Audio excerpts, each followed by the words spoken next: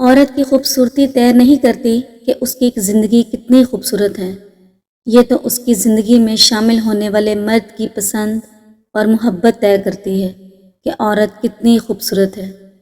ورنہ میں نے تو خوبصورت عورت کو رلتے دیکھا اور عام صورت کو راج کرتے دیکھا۔ عورت کو بھرم رکھنا بڑا خاص آتا ہے، وہ آنسوؤں میں بہہ جاتی ہے لیکن اپنی ذات کا بھرم نہیں ٹوٹنے دیتی، راز نہیں کھلنے دیتی۔ محبوب بننا تو ہر کسی کے بس میں نہیں، لیکن عاشق بننا تو بہت آسان ہے۔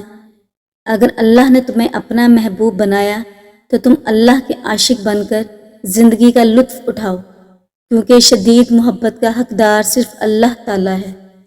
عورت کی توہین کے لیے یہی کافی ہے کہ اس کی موجودگی میں حور کا ذکر یا خواہش کی جائے۔ حضرت علی رضی اللہ عنہ نے فرمایا، جب کوئی محبت کرنے والا انسان تم پر غصہ کرنا چھوڑ دے تو سمجھ جاؤ کہ تم اس کی نظر میں اپنی اہمیت کھو چکے ہو۔ کوئی نہیں جانتا کہ جب وہ ہنستی ہے تو اس سے حسرتوں کی کرچیاں کتنی بری طرح سے چبھتی ہیں، اور جب وہ مسکراتی ہے تو کتنی چیخوں کا گلا گھونٹ کر مسکراتی ہے۔ کوئی نہیں جانتا کہ وہ کس قدر تنہا ہے، کوئی جان بھی کیسے سکتا ہے۔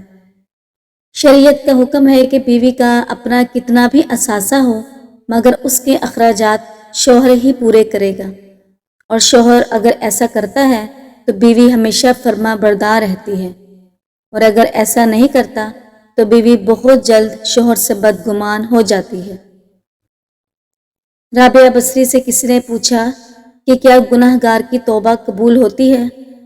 فرمایا، انسان اس وقت تک توبہ کر ہی نہیں سکتا جب تک اللہ توفیق نہ دے، اور جب توفیق مل جائے تو پھر قبولیت میں کوئی شک نہیں رہتا۔ بھروسہ کرنے والے سے زیادہ بے وقوف بھروسہ توڑنے والا ہوتا ہے، جو اپنی ایک چھوٹی سی خوشی کے لیے ایک اچھے انسان کو زندگی بھر کے لیے کھو دیتا ہے۔ محبت اندھوں کا کھیل ہے، ایک کے علاوہ کوئی دوسرا نظر نہیں آتا، اور اگر دونوں میں سے کسی ایک کو نظر آنا شروع ہو جائے تو دوسرے کی آنکھیں خود ہی کھل جاتی ہیں۔ بحث و مباحثہ رشتے کمزور کرتے ہیں، لہٰذا اپنوں سے کبھی ایسی لڑائی نہ کرنا کہ لڑائی جیت جائے اور تم ہار جاؤ۔ سنا ہے پچھلے وقت میں بیٹی ایک ندامت تھی، زندہ دفنا دی جاتی تھی۔ میں نے جب بھی آئینہ دیکھا میری آنکھیں یہی کہتی ہیں کہ کچھ الفاظ بدلے ہیں، رسمیں اب بھی باقی ہیں، بس انداز بدلے ہیں، دفنائی اب بھی جاتی ہیں۔ آنکھوں کے نیچے سیاہ حلقے ان خفیہ لڑائیوں کا نتیجہ ہوتے ہیں جو ہم خود سے لڑتے ہیں۔ بار بار آنسو صاف کرنے کی بجائے ایک بار ہمت کر کے اپنی زندگی کو ان سے ہی صاف کر دیں جو ان آنسوؤں کی وجہ بنتے ہیں۔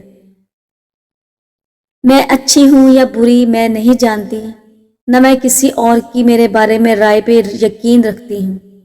میں بس اتنا جانتی ہوں کہ میں نے کبھی کسی کا برا نہیں چاہا، اور جو لوگ کسی کا برا نہیں چاہتے اللہ تعالیٰ ان کے ساتھ کبھی برا نہیں کرتا۔ کتنے خوش نصیب ہوتے ہیں نا یہ بیٹے، تا عمر ماں باپ کے سائے میں گزار دیتے ہیں۔ اور بیٹیاں تو مرتے دم تک یہ نہیں جان پاتی کہ کون سا گھر ان کا اپنا ہے اور کون سا پرایا۔ مرد نے ہمیشہ من پسند عورت کو کھویا ہے اور عورت کو کبھی من پسند مرد ملا ہی نہیں۔ عورت کے قانون کے مطابق اگر تم اس سے محبت کرتے ہو تو اس زمین کی باقی ساری عورتوں سے تمہیں نفرت ہونی چاہیے۔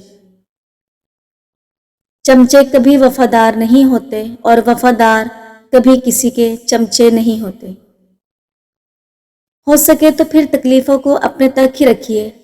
لوگ آپ کی تکلیفوں کو سمجھنے کی بجائے دل ہی دل میں خوش ہوتے ہیں۔ جب 5 سیکنڈ مسکرانے سے فوٹو اچھی ہو سکتی ہے تو ہمیشہ مسکرانے سے زندگی کتنی اچھی ہو جائے گی۔ سنو گڑیا، ایک نہ محرم کبھی دوست نہیں ہوتا، وہ قبر کا سانپ ہوتا ہے یا جہنم کا انگارہ۔ دوسروں کے آنسوؤں کو زمین پر گرنے سے پہلے اپنے دامن میں جذب کر لینا انسانیت کی معراج ہے۔ غلطیوں کو یاد رکھنا چاہیے، کیونکہ غلطیوں کو یاد رکھنے سے ان کو دہرانے کے چانسز کم ہو جاتے ہیں۔ ہم سفر اگر خوبصورت نہ بھی ہو تو کوئی بات نہیں، لیکن اسے آپ کے ساتھ سچ اور مخلص ضرور ہونا چاہیے۔ اگر عورتیں غیر مردوں کی بجائے اپنے شوہروں کے لیے بننا سنورنا شروع کر دیں تو کسی عورت کو طلاق نہیں ہوگی، نہ کسی کو تویز کرنے کی ضرورت پڑے گی۔ جس مرد کو عورت پیدا کرتی ہے وہی مرد کہتا ہے عورت کی اوقات کیا ہے۔ بچپن ہی سے مرد کو سکھایا جاتا ہے کہ مرد روتے نہیں ہیں، کاش یہ بھی سکھایا جاتا کہ مرد رلاتے بھی نہیں ہیں۔ اگر محبوب سے گلے مل کر آؤ تو کافی دیر تک اس کے بدن کی خوشبو، اس کی ذات کا لمس محسوس کرتا ہے، لیکن یہ بات سمجھ نہیں آئی کہ گردن کی خوشبو سب سے دلکش کیوں ہوتی ہے۔ عورت کبھی بھی سچی محبت نہیں کر سکتی، کیونکہ وہ ہمیشہ بہتر کی تلاش میں رہتی ہے۔ عورت کو دل کے اندر جو جھانک کر اس کا ہر خواب دیکھ سکے وہی اس کا اصلی حقدار ہوتا ہے۔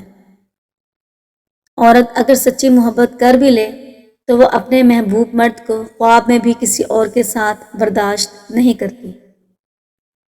نظر کا تیز ہونا اچھی بات ہے، مگر اتنی بھی تیز نہ ہو کہ سامنے بیٹھی عورت اپنے دوپٹہ ٹھیک کرنے پر مجبور ہو جائے۔ جس عورت کا لہجہ نرم اور میٹھا ہو تو ایسی عورت بہت سمجھدار ہوتی ہے اور وہ اپنے نرم لہجے کی وجہ سے غصے والے مرد کا دماغ ٹھنڈا کر دیتی ہے۔ جس عورت کے لمبے اور گھنے بال ہوں، ایسی عورت اپنے شوہر کی لمبی عمر کی دعائیں کرتی رہتی ہے اور بہت وفادار اور باوقار عورت ہوتی ہے۔ جس عورت کے پاؤں کے تلوے سیدھے ہوں، ایسی عورت قسمت کی بہت تیز ہوتی ہے۔ ایسی لڑکی جس گھر میں بھی شادی ہوتی ہے وہ اپنی قسمت سے دولت لاتی ہے اور اپنے شوہر کی ساری زندگی کے لیے خوش بختی کی علامت ہوتی ہے۔ بے شک عورت ہر چیز بانٹ سکتی ہے، کچھ نہیں بانٹ سکتی تو وہ ہے ایک پسندیدہ مرد۔